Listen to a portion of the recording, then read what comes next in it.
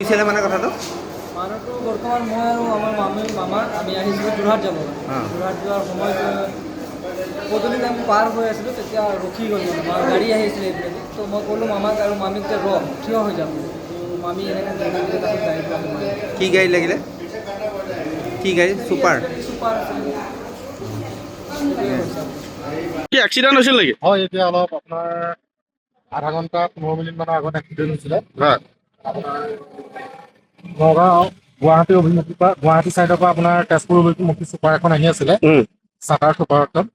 ঠিক সেই সময়তে সিফালৰ পৰা মানুহ এজনীয়ে ক্ৰছ কৰিছিলে আমাৰ আদিবাসী মানুহ কৰোঁতে তেখেতক আমাৰ টেম্পু ড্ৰাইভাৰ এজনে চিঞৰি আছিলে বাইদেউ গাড়ী তেওঁ কথাটো ধ্যান দিয়া নাছিলে।